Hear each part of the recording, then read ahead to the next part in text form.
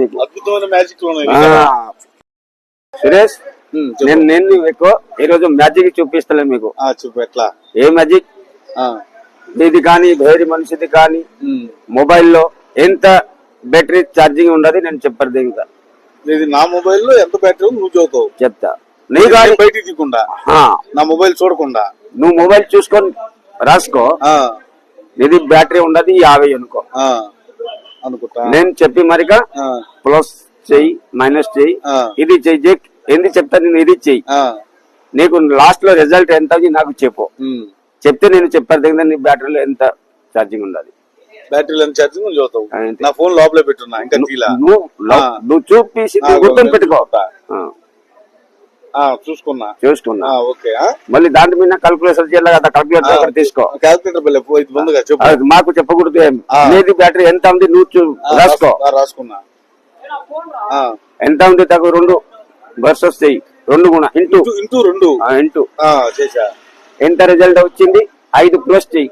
5 plus చేసా. తర్వాత result ఎంత వచ్చింది ఇంటూ 50. 50 అబ్బో. రిజల్ట్ ఎంత వచ్చింది ప్లస్ 1770 ప్లస్ 1770. అది లాస్ట్ లో నాకు రిజల్ట్ చెప్పు ఎంత వచ్చింది. ఎంత వచ్చింది చెప్పాలా నాకు. నేను ఇది ఎంత వచ్చింది చెప్పేస్తే నువ్వు నా బ్యాటరీ ఎంత చెప్పేస్తావు. ఎంతే కరెక్ట్ చెప్తావు. నేను నా బ్యాటరీ దాన్ని 2తో పెంచావు, తర్వాత 5 కూడావు, తర్వాత మళ్ళీ 50తో పెంచావు, తర్వాత 1770 కూడావు. ఇది మొత్తం లెక్క. మొత్తం లెక్క ఎంత నీకు చెప్తే నా బ్యాటరీ ఛార్జింగ్ ఎంత నేను చెప్పారు ఇంకా. సరే. మొత్తం 3430 రూపాయలు. 3430 అనుకో.